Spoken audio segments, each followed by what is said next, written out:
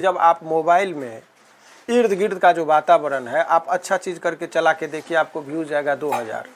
वही यदि नेकेड कोई फोटो हो, कोई आपत्तिजनक चीज़ हो, तो उसका व्यू जाता है मिलियन में। कोई गंदी गाली दे के भी आज के डेट में स्टार बन रहा है। मैं नाम नहीं लेना चाह रहा हूँ, जिसको कभी मुर्गा काटते थे, बिल्कुल सर, गंदी गालियाँ देते हैं, वो जिसमें एक्टिंग का कोई क्वालिटी नहीं हो, उसको लोग स्टार मान रहे हैं। अभी आप सुनीता विलियम्स के बारे में बोलेंगे तो कितने लोग आपको बताएंगे कि नहीं जानते हैं, नहीं जानते। लेकिन कोई फूहड़पन कलाकार का नाम बोलिए तो सब लोग जान रहे हैं। आखिर हो क्या रहा है? तो बहुत सारी चीजें हैं। तो लोगों का ज्ञान का अभाव होगा, नैतिकता का पतन होगा। जिस मुस्कान ने 15-15 टुकड़े किए, क्या लगता है सर उनको क्या सजा होगी? उनको देखिए, उनको ये जो मुस्कान वाला जो चीज़ आपने कहा, मुस्कान को जो कानूनी प्रावधान है 302 धारा जो है APC का, उसमें है कि यदि 2 सजा है, एक तो आजीवन कारावास और फांसी की सजा का। तो जघन्य अपराध जब होता है, निर्मम हत्या, ऐसे में फांसी की सजा का प्रावधान है। तो ये दुर्लभतम जो अपराध है उसके कैटेगरी में आता है कि पहले आप टुकड़ों टुकड़ों में काटे, और काटने के बाद उसको ड्राम में भर के सीमेंट से जमा दिए, और पत्नी ने किया। देखिए, ये कोई तीसरा आदमी काटता तो नहीं। तकलीफ इस बात का है कि धर्म पत्नी, जिनको आप अपना पूरा बॉडी सौंपते हैं, घर में जाते हैं, कमाते हैं और निश्चिंत से सो जाते हैं, और वही आदमी जब कत्ल करेगा, माँ ही अपने बच्चों का जब कत्ल करने लगे, तो क्या होगा? कहाँ जाएगा दुनिया?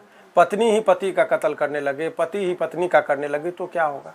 तो ये सब जो अपराध है दुर्लभतम अपराध की श्रेणी में आता है, और ऐसे में निश्चित तौर पर फांसी की सजा का प्रावधान। कुछ दिन पहले भी शादी हुआ और 15 दिन के बाद हत्या कर दिया गया उसके द्वारा। नहीं, आपको बता रहे, ये पति पत्नी और ये जो अवैध संबंध, जब देखिए अवैध संबंध जब बहुत लंबे अवधि तक रहता है, तो निश्चित तौर पर या तो परिवार मरता है या प्रेमी मरता है। ये कंसेप्ट हम लोग केस में भी, कोर्ट में भी देखते हैं। हम लोग का जो बहुत सारे 304B माने दहेज के हत्या का मामला हो, तो अब दहेज का हत्या का मामला कम आता है। वो कहीं ना कहीं मौत का, या तो लड़की सुसाइड कर ली, लड़का से अपने बॉयफ्रेंड से बात कर रही है, शादी का गाना भी कौन सा चल रहा है। आप देखिए, समाज में हो के आखिर क्यों हो रहा है, इसके पीछे कौन जिम्मेदार है?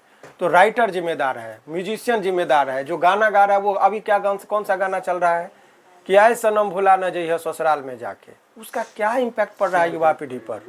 याद कर जब तू कुमार रहलू, पीवा से पहले हमार रहलू। आप समझिए इस गाने को, ये इसको हल्के में मत लीजिए। इस गाने का दिमाग पर क्या असर हो रहा है? और पहले का गाना में क्या होता था कि खुश रहे तू सदा, ये दुआ है मेरी, बेवफा ही सही दिलरुबा है मेरी, कि तुम जाओ। इस गाने की गहराई को समझिए, किस दौर से कहाँ हम आ गए। तो चारों तरफ वातावरण जो बन रहा है वो निगेटिव चीज का बन रहा है, फुहरपन आ रहा है। पहले के गाना में गहराई थी कि ठीक है, हमसे शादी नहीं हुआ, आप जाइए लेकिन खुश रहिए, यही दुआ है हमारी। पहले उसके निजी जीवन, दुआ नहीं बद्दुआ दिया। अब बद्दुआ का मैंने कहा ना कि स्तर देखिए ना कहाँ से कहाँ आ गया। तो आखिर इनका जिम्मेदार कौन है? ये जिम्मेदार या कलाकार? देखिए, सरकार की जिम्मेदारी ये है कि अब सेंसर बोर्ड का गठन क्यों किया गया, क्या समाज को दिखाना है और किस चीज़ का पब्लिकेशन हो रहा है, सेंसर बोर्ड लगा होता है। यूट्यूब और फेसबुक पर कोई सेंसर बोर्ड नहीं है। जिसको जो मन होगा, किसी को मन होगा तो बिना कपड़ा के अपना फोटो डाल देगा, किसी को होगा तो गाली गलौज और अभ्रंश भाषा अपशब्द का उपयोग करते हुए आएगा, और लोग देखता भी है उसको। और वो इस दौर में लोग आगे भी बढ़े। पहले संघर्ष करना पड़ता था। अब एक चीज़ समझिए कि एक रिक्शा चलाने वाले गरीब जो पढ़ा लिखा स्कूल में नहीं था, तो वो भी हिंदी का वो शब्द सीखता था गाने के माध्यम से जो उनको कभी नहीं पता था। तौबा ये मतवाली चाल, झुक जाए फूलों की डाल, जुल्फे। तो जुल्फे का मतलब लोग नहीं समझता था, लेकिन गाना के भाव से समझ आता कि क्या था। आज के डेट में फुहरपन में आप देख लीजिए गाने का क्या मतलब होता है। मैं ये कह रहा हूँ कि मुझे हर चीज़ पर है। कौन सा गाना है कि शीशी में कड़वा तेल बुनिया झाड़ ले में दे, क्या मीनिंग है इसका? मैं ये कह रहा हूँ कि कहाँ जा रहा है समाज। इतनी गहरी बातें जहाँ होनी चाहिए थी वहाँ फुहरपन पर आ गए। तो आपका डेड बॉडी तो स्वाभाविक है कि मिलेगा ही रोड पर। आपका लड़का लड़की को मार रहा है बंदूक। बताइए, मरीन ड्राइव जो इतना प्राइम लोकेशन पर है, वहाँ हमेशा कम से कम 10-15 पुलिस का तो जिप्सी लगा के वहाँ पर रखा जाता है। और वहाँ बेखौफ तरीके से आरा के पुल पर माँ बाप और बाप बेटी को मारा जा रहा है और लड़का मर रहा है।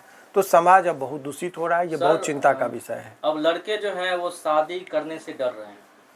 इस प्रकार से लगातार घटनाएं हो रही हैं। देखिए, अब वो मैंने कहा कि 1860 का जो कानून था, उस टाइम में पर्दानशी औरतें रहा करती थी। स्वाभाविक तौर पर लड़कियों का उस टाइम में शोषण होता था। 2025 के ईस्वी में अब यहाँ इक्वल फुटिंग पर है। 35% आरक्षण बिहार में मिला, माननीय नीतीश कुमार जी ने दिया। इक्वल फुटिंग पर सभी लोग आ गए। नौकरी में लड़का से ज़्यादा लड़कियों की सहभागिता हो गई। लेकिन लड़कों का जो हैबिट बना है वो अपने परिवार का, चूँकि शादी होता है तो बाल बच्चे और परिवार के बोझ के तले इतने दब जाते हैं कि वो गैर जिम्मेदाराना, बहुत एकाध % है लोग कहते हैं, समय के साथ वो सुधर जाता है। लेकिन महिलाओं में जो प्रचलन है, मैं सभी महिलाओं के नहीं कहूँगा, अधिकतर महिलाएं ही समझदार होती है, लेकिन कुछ लोग अवैध संबंध में, हत्या दो ही की रीजन से हो रहा है, एक तो जमीनी विवाद और दूसरा अवैध संबंध। अवैध संबंध का प्रक्रिया और प्रचलन ज़्यादा बढ़ा है। ऐसे में लोगों को जो है सो बच के रहना चाहिए। इसका मुख्य जिम्मेदार कौन है सर? एक मिनट, क्या इस जो 1860 का जो कानून है उसको चेंज करना चाहिए 2025 के संदर्भ में? निश्चित तौर पर उस पर तो ये काम, देखिए कानून बदलने का प्रक्रिया किनका है, उनको जरा कद के दौर में कानून कौन बदलता है? जो आप विधायक को जो वोट देते हैं, MP को जो वोट देते हैं, उनका कानून बदलने का काम होता है। पार्लियामेंट में नया कानून लाते हैं। इन लोगों को इस गहराई से कहाँ कोई खास मतलब है। यहाँ तो राम रहीम और इत्यादि के मामले पर, कुंभ मेला में देखिए, अभी हम लोग कुंभ में गए, हम लोग भी हिंदू हैं, गहरी आस्था है, पहले भी कुंभ में लोग जाते थे, पहली बात नहीं थी। तो वहाँ से हम लोग को कुंभ में भी आपको क्या प्राप्त हुआ? 2 आदमी की चर्चा हुई पूरे कुंभ में, एक मोनालिसा जिसकी आँख की चर्चाएं हुई और एक IITN बाबा का चर्चा हुआ। पूरे कुंभ के मंथन के बाद 2 लोगों का प्राप्ति हुआ। और सुनीता विलियम्स कहाँ से आई है? स्पेस से 9 महीना तक रह के आई है।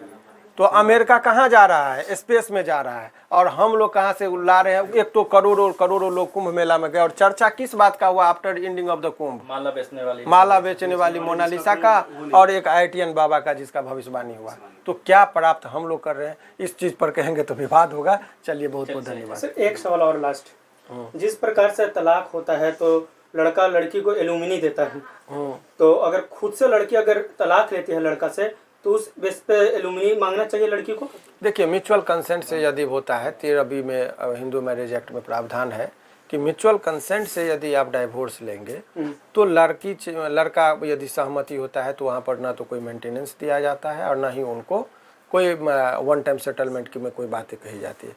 तो सवाल ये है कि जब सहमत दोनों पक्ष हो गया, अगर सहमत नहीं हुए तो लड़की के डाइवोर्स के बाद भी जब तक उसका रीमैरिज नहीं होता है तब तक आपको उसको मेंटेनेंस देना है। भले ही मान लीजिए, एक उदाहरण करके, मेरी पत्नी हमसे डाइवोर्स ले ली, डाइवोर्स कोर्ट से हो गया, लेकिन जब तक उसकी दूसरी शादी नहीं होगी, चाहे वो 90 साल की क्यों ना हो जाए, 100 साल के क्यों ना, कहीं और भी, उससे कोई फर्क नहीं है। मैरिज के मुताबिक आपको संबंध है तो आपको पैसा देना ही पड़ेगा मेंटेनेंस का। मैंने इसीलिए कहा कि 1860 के दृष्टिकोण से कानून बना है। तो इस आधार पर सर की लड़कियां तो फिर ज्यादा मौज करेगी, क्योंकि एक तरफ पति से तलाक ले लेगी, दूसरे तरफ कहीं अवैध संबंध रखेगा। तो ये तो हो ही रहा है, ये तो हो रहा है। इसीलिए बहुत व्यवस्था परिवर्तन में मैंने कहा कि कानूनी तौर पर बुनियादी जो चीजें हैं, जज साहब या कोर्ट क्या करेंगे? कोर्ट का काम है कि जो कानून है उसी में, जैसे मैंने आपको एक गाड़ी दे दिया उसी में सबको लेके जाना है, बनाना नहीं है। कानून बनाना काम लेजिस्लेचर का होता है। ये तो सुधार करने की जरूरत है।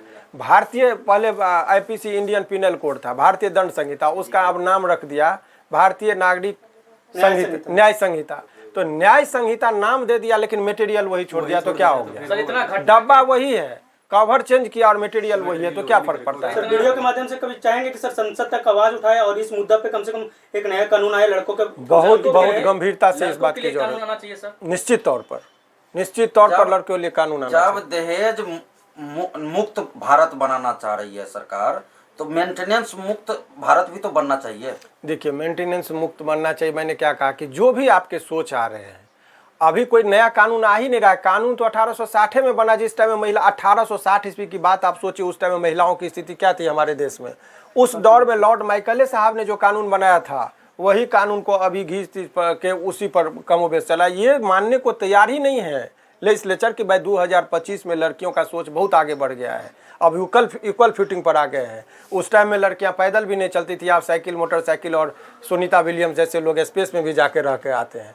तो अब समय बदला, सब कुछ बदला, तो कानून भी बदलनी चाहिए, और कानून बदलने का काम लेजिस्लेचर का होता है। और लेजिस्लेचर कोई भी काम तब करता है जब जनता का दबाव हो। और जनता का दबाव कब होगा? जनता तो यहाँ बोले कि यूट्यूब और फेसबुक में उलझे हुए लोग हैं। यहाँ पर जो चीज़ें अच्छी और काम की चीज़ें हैं उसको अवॉइड करके चलेंगे तो क्या होगा? यही चीज़ें होनी है। चलिए, ठीक है।